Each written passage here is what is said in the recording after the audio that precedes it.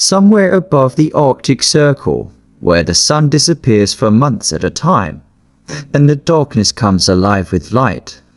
The people of Lapland have guarded a secret for 10,000 years. They call her the Ice Witch. Welcome to Timeless Europe. I'm so glad you're here, because today we are going somewhere that most people only dream about, a place so remote, so ancient, so breathtakingly wild, that it feels like the rest of the world simply forgot it existed. We are heading to Lapland, Finland's great frozen north, a land of endless winter forests, frozen rivers, wandering reindeer, and skies that set themselves on fire every night with the greatest light show on earth. But we're not just here for the scenery, as jaw-dropping as it is. We're here to dig deeper. We're here to meet the people who've lived here for millennia, to understand what it means to exist in harmony with a place this extreme, this beautiful, and this unforgiving. And we are here to explore one of Europe's most fascinating and least known legends, a story that has survived ice ages, empires,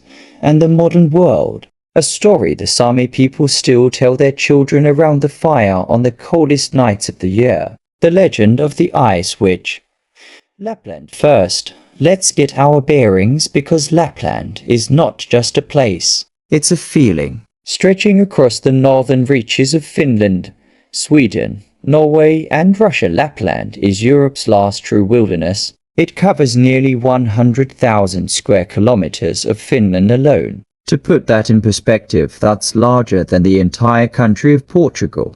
And in winter, which is really the only season that matters up here, Lapland transforms into something almost impossible to believe. Average temperatures drop to -20 degrees Celsius. The sun vanishes completely for weeks, a phenomenon called Karmas, or polar night. And the snow doesn't just fall here. It settles. It accumulates. It drapes itself over every tree, every rock, every rooftop, like a slow, cold cathedral being built in real time. This is a land that demands respect. And it is a land that rewards it.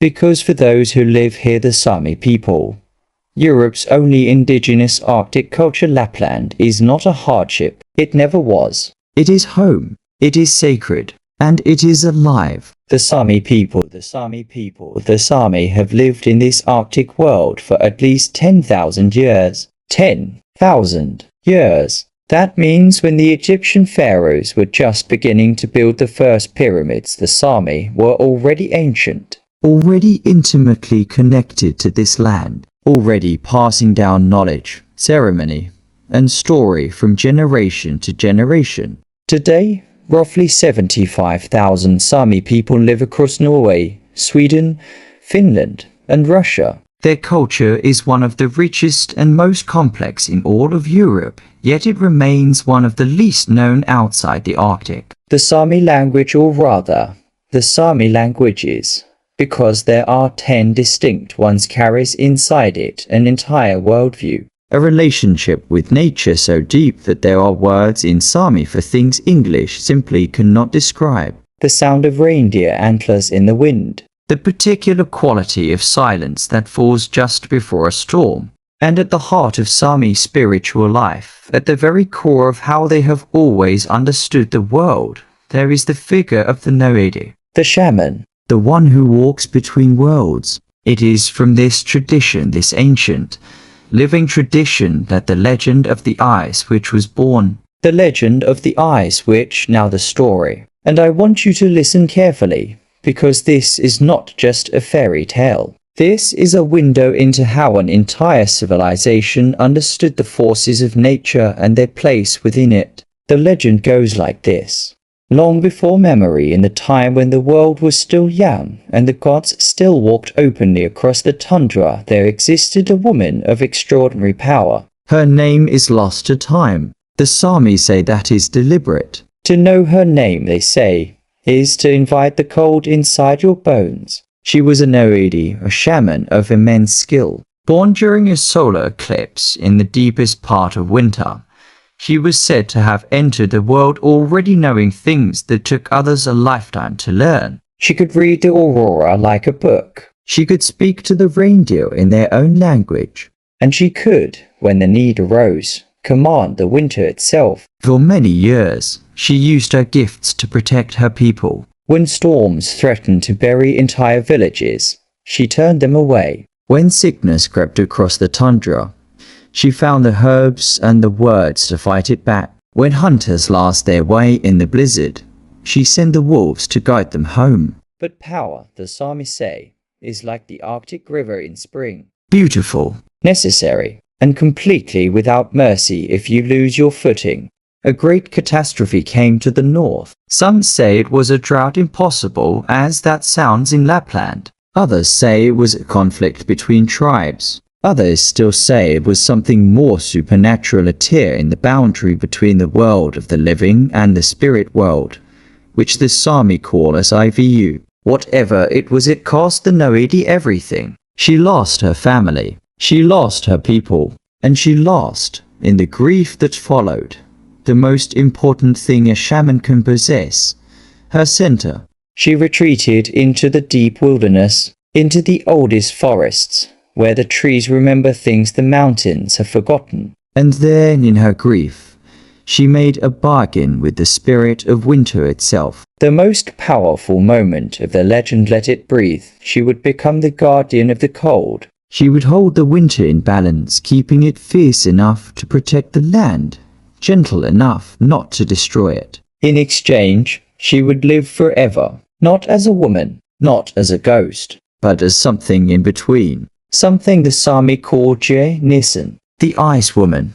And to this day the elders say she is still there, in the oldest part of the forest, in the wind that cuts differently from all the others, in the moment when the aurora seems to descend so close you could touch it. She is not evil. She is not to be feared, not by those who respect the land. But she is powerful, and she is watching, and she remembers everything. Real-world connections now. What makes this legend so extraordinary is not just how beautiful it is, it's how alive it still is. We're not talking about a story locked behind glass in a museum. The legend of the Ice Witch and the broader spiritual worldview it comes from is woven into how many Sámi people live their lives right now, in the 21st century. Reindeer herding, which is protected as a Sámi cultural right in Finnish law, is not just an economic activity. It is a ceremonial one. Each migration route,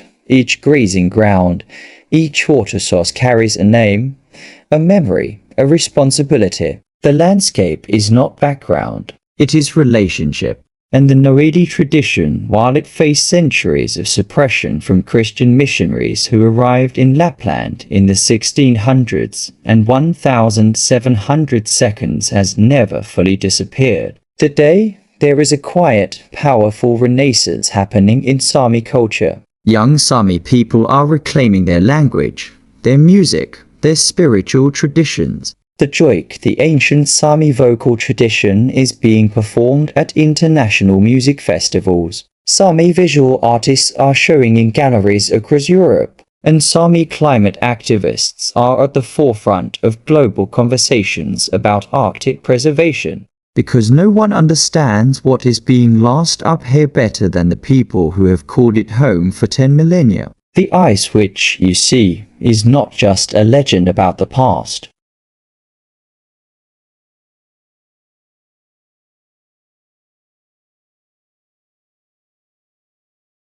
Wiser and more patient than anything we could ever build to replace them. Visiting Lapland now, if all of this has made you want to book a flight immediately, I completely understand, and I want to give you a few things to know before you do.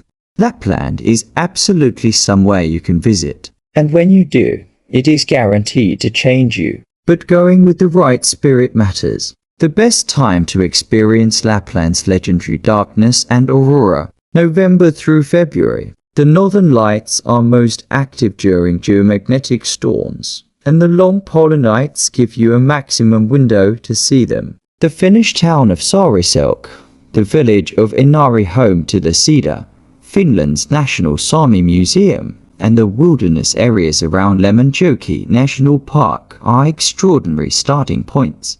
Lemmenjoki, by the way, is the largest national park in Finland and one of the largest wilderness areas in all of Europe. Walking its trails in winter is as close as most of us will ever get to true silence. If you have the means, stay in a glass igloo, sleep under the aurora, wake up to reindeer outside your window. It sounds absurd. It is absolutely real. And most importantly, if you visit, seek out Sámi-owned and Sámi-led tourism experiences.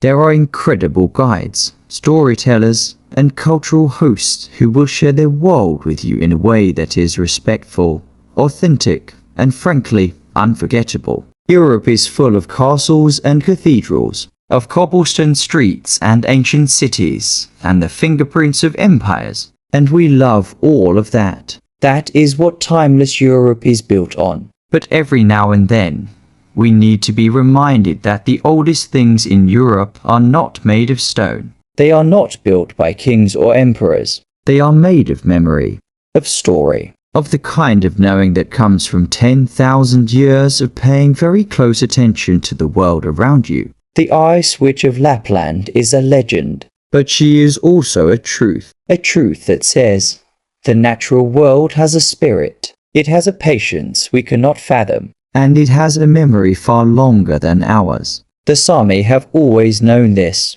and perhaps in this extraordinary, fragile, brilliant moment in history, the rest of us are just beginning to remember it too. Thank you genuinely for being here, for watching, for being curious about the corners of our world that don't always make the headlines. If this episode moved you, share it with someone. I read every single one. There are so many more stories waiting for us across this extraordinary continent. New episodes every week, and I'll see you in the next one.